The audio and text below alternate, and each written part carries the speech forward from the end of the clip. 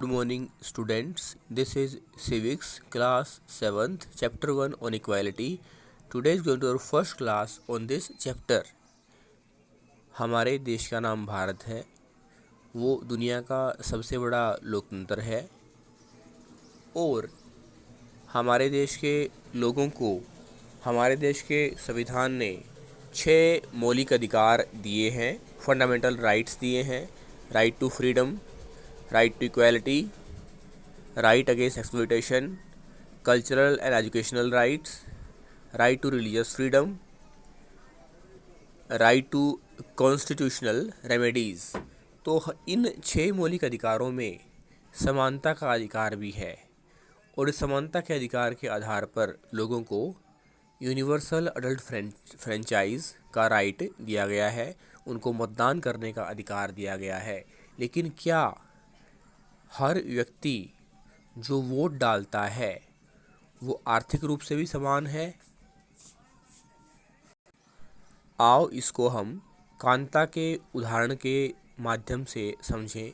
कांता एक नौकरानी है और वो झुग्गी झोपड़ी में रहती है। वो अशोक जैन के घर में काम करती है। India is a democracy. In the class 6th book, we looked at the key elements of a democratic government. These include people's participation, the resolution of conflict, and equality and justice. Equality is the key feature of democracy and influences all aspects of its functioning. In this chapter, you will read more about equality, what it is, why it is important in a democracy, and whether or not everyone is equal in India. Let us begin by looking at Kanta's story. On election day, Kanta and her friend Sujata are waiting to cast their votes. Is not it good, Suja, that we can all vote as equal citizens of our country? Even Jain Sahab is standing in the line with us. Yes. Go on, Kanta. It is your turn now. I will vote for the candidate who has promised to bring pipe water to our area. स्वच्छ पानी, दवाई, शिक्षा, स्वास्थ्य, साफ सफाई, ये हमारी essential requirements हैं, आधारभूत ज़रूरतें हैं। तो कांता उसी को वोट देना चाहती है, उसी कैंडिडेट को, प्रत्याशी को वोट देना चाहती है जो उसके घर में पानी की व्यवस्था करेगा। Afterwards we will see you later. Yes, नमस्ते साहब। Gudiya has been running fever and I have to take her to the hospital, but will I have to finish the work at Jain Sahab's house first and ask for some advance. At home, here have some of this. You will feel better. And when I get back in the evening, we will go to the hospital. Okay? It is no wonder that Gudiya falls ill. Often the basti is never cleaned. जब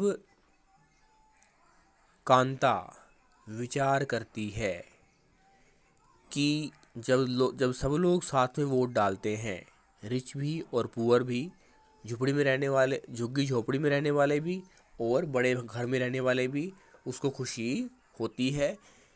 लेकिन क्या स्वास्थ्य का अधिकार, साफ पानी का अधिकार सबको समान है?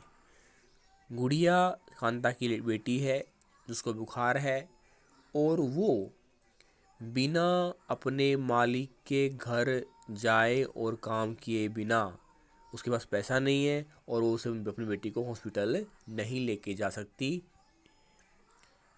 Make sure to do the corners properly. Here is some advance, Kanta, but don't make a habit of it. No madam, that evening just more minutes, बेटी, Jain madam and Jain sahab may stand in line to vote, but they never have to do it when her children are sick.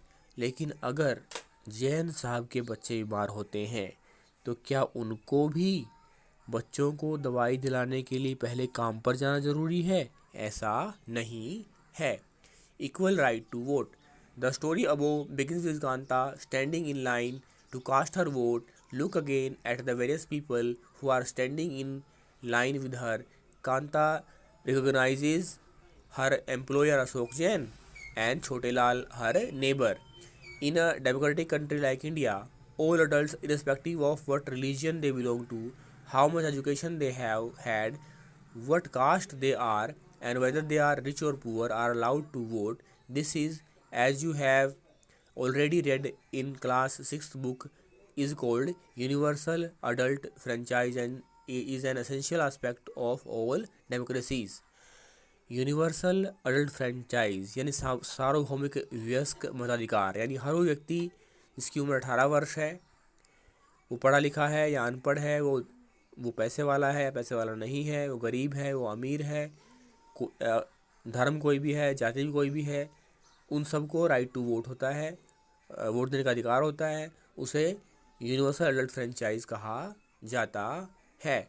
The idea of universal adult franchise is based on the idea of equality because it states that every adult in a country, irrespective of their wealth and the communities she or he belongs, he has one vote. Kanta is excited to vote and happy that she is equal to all the others because each of them has one vote. जब कांता चुनाव वाले दिन जैन साहब और छोटे लाल के साथ मिलकर वोट डालती है, जैन साहब और छोटे लाल के साथ मिलकर वोट डालती है, तो उसको गर्व होता है कि वो भी सब लोगों के साथ, सब व्यक्तियों के साथ समान है। लेकिन क्या वास्तव में ऐसा है? But as her day goes on, Kanta becomes less certain about what this equality really means. What is it that makes Kanta unsure? वो कौन सी 3 चीज़ें हैं जिनके आधार पर कांता को लगता है कि वो समान, औरों के साथ समान नहीं है? कांता को अपनी बेटी को हॉस्पिटल लेके जाने के लिए पहले पैसे कमाने के लिए अपने मालिक के घर साफ़ सफाई करनी पड़ती है। कांता एक झुग्गी झोपड़ी में रहती है जहाँ साफ पानी की व्यवस्था भी नहीं है।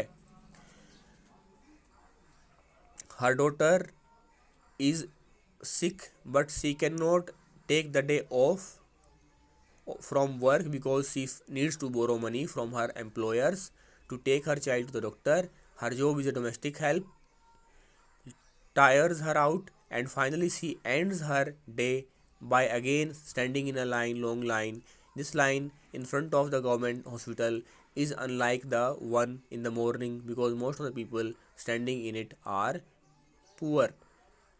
She lives in a slum and has a drain behind her house. तो कांता आर्थिक रूप से उन लोगों के समान नहीं है जिनको राइट टू वोट दिया गया है। थैंक्स।